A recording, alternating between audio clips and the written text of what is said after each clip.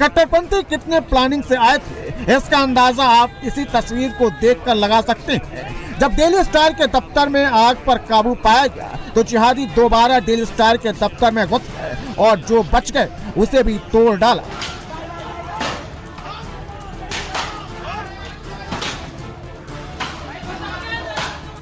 इतना ही नहीं, जिहादियों ने डेली स्टार के दफ्तर में लूटपाट भी की।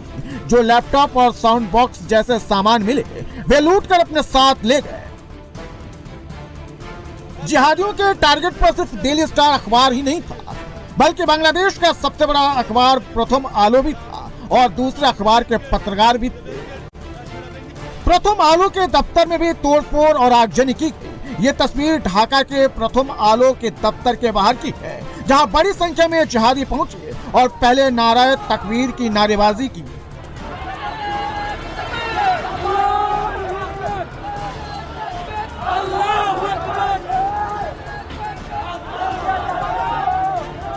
फिर इसमें से कुछ उपद्रवी प्रथम आलो की बिल्डिंग में घुस गए और आग के हवाले कर दिया। कुछ उपद्रवी अखबार के दफ्तर से सामानों को बाहर फेंकने लगे। इस दौरान सड़क पर खड़े जिहादी नारेबाजी करते दिखे। यूनुस के कट्टरपंथी जमातियों के टारगेट पर अखबारों के साथ वे पत्रकार भी थे जो यूनुस की तानाशाही के खिलाफ लगातार लिखते थे, जो यूनुस के पाकिस्तानी एजेंडे की पोल खोलते थे। इन्हीं में से एक सीनियर जर्नलिस्ट नूरुल कबीर, जिन पर कट्टरपंथी कहर बनकर टूटे, उनके साथ गाली गलौज की गई, मारपीट की गई।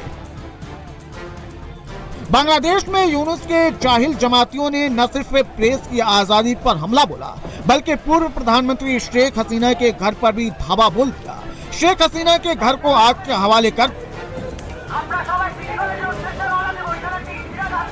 जमातियों ने कल रात जिस तरह से बांग्लादेश में उत्पात मचाया, आगजनी और तोड़फोड़ की, उससे तो साफ है कि यूनुस सरकार ने जिहादियों को फ्री हैंड दे रखा है।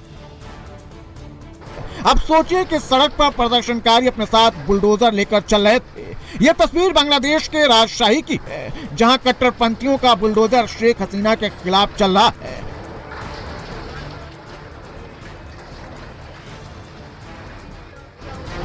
जमातियों का यह बुलडोजर एक्शन शेख हसीना की पार्टी अवामी लीग के दफ्तर पर हो रहा है।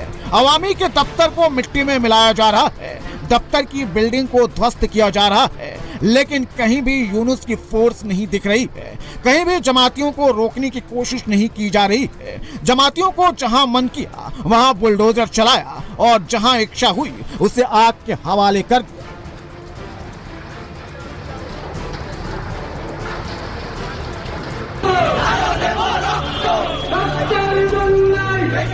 बांग्लादेश में भारत विरोधी कट्टरपंथी जिहादियों की जमात एक्टिव है। भारत के खिलाफ मोर्चा खोला जा रहा है। भारतीय उच्चायोग पर हमला करने की साजिश की जा रही है। कट्टरपंथियों को रोकने के लिए जो बैरिकेडिंग लगाई गई थी, कट्टरपंथियों की जमात बैरिकेडिंग तोड़कर भारतीय दूतावास में घुसने की कोशिश कर रही है। दूतावास के बाहर जमकर हंगामा हो रहा है।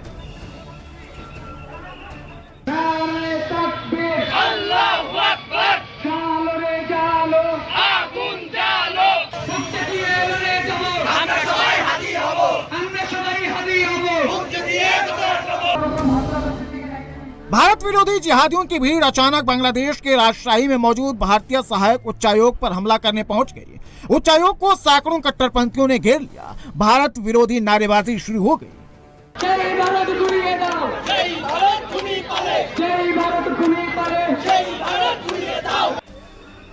बांग्लादेश में कट्टरपंथी भारतीय दूतावास को भी निशाना बना रहे हैं। अलग अलग शहरों में भारतीय दूतावास पर हमले की कोशिश हो रही है।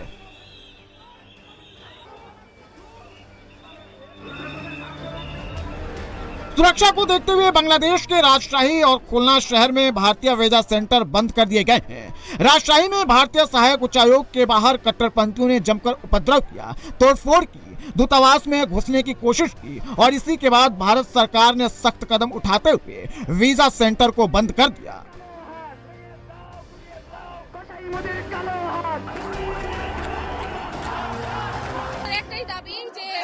যে সন্ত্রাসীরা পালিয়ে গিয়েছে সেগুলোকে ফেরত দিতে হবে। তাহলে আমরা এবার থেকে আমাদের ভাইয়ের প্রতিশোধ নিতে শুরু করব। এটাই আমাদের মেইন দাবি। এটা ভারত বিরোধী মুভমেন্ট। আমাদের ভাইদেরকে গুলি করবে আর আমরা চুপচাপ বসে থাকবো। এর আগে ফেলানি থেকে শুরু করে সকল অন্যান্য সদস্যদেরকেও মারা হয়েছিল, সেগুলো তো আমরা সহ্য করে থাকবো না। এখন থেকে दूतावास की तरफ जाने वाली सड़क को कट्टरपंथियों ने ब्लॉक कर दिया। जिहादी सड़क पर ही बैठकर नमाज पढ़ने लगे, भारत के खिलाफ जहर उगलने लगे।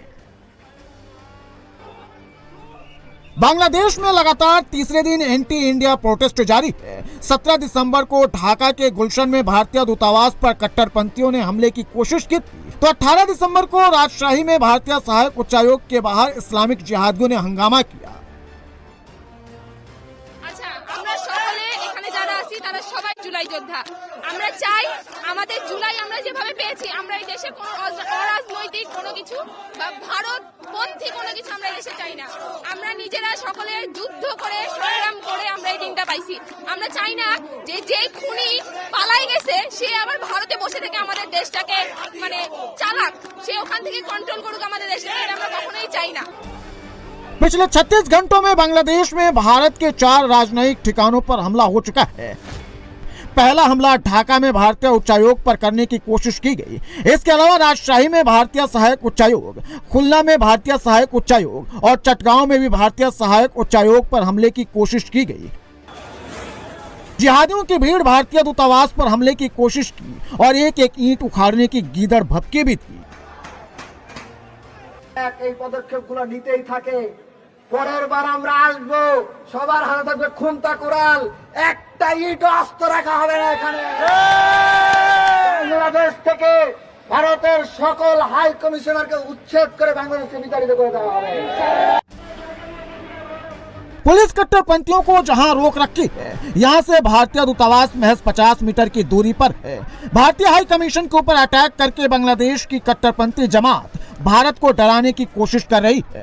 कट्टरपंथियों की जमात ने न सिर्फ अखबार, पत्रकार, हिंदू और भारतीय दूतावास पर हमला बोला, बल्कि ढाका में बंगाली सांस्कृतिक संगठन छायानाट पर भी अटैक किया। छायानाट परिसर में तोड़फोड़ और आगजनी की। यह तस्वीर छायानाट की है। देखिए, हर तरफ आपको बर्बादी ही बर्बादी दिख रही है। जाहिल जिहादियों ने किस कदर तबाही मचाई है, ये उसकी निशानी है। दरअसल बांग्लादेश में 56 दिन बाद 12 फरवरी को बांग्लादेश में आम चुनाव होने हैं। इसकी घोषणा 11 दिसंबर को हुई थी, लेकिन 12 दिसंबर को ही जिहादी लीडर उस्मान हादी को गोली मार दी गई। यह उसकी ही सीसीटीवी तस्वीर है, जब बाइक सवारों ने उस्मान हादी को गोली मार दी थी, जिसमें उस्मान हादी गंभीर रूप से घायल हो गया। अस्पताल में उसका इलाज चल रहा था, लेकिन जब उसकी हालत में सुधार नहीं हुआ तो उसे 15 दिसंबर को एयरलिफ्ट कर इलाज के लिए सिंगापुर भेजा गया। लेकिन 3 दिन बाद इलाज के दौरान 18 दिसंबर को उसकी सिंगापुर में मौत हो गई। हादी की मौत की खबर मिलते ही बांग्लादेश में हिंसा भड़क गई। हादी के समर्थक और कट्टरपंथी जिहादी सड़क पर उतर गए और हादी के खिलाफ नारेबाजी करने लगे।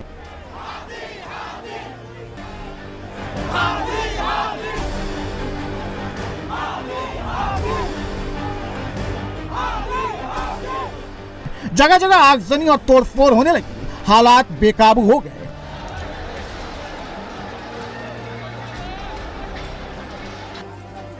देखते ही देखते पूरा बांग्लादेश जल उठा। तब जाकर आधी रात को मोहम्मद यूनुस सामने आए, कट्टरपंथी जिहादियों से शांति की अपील की।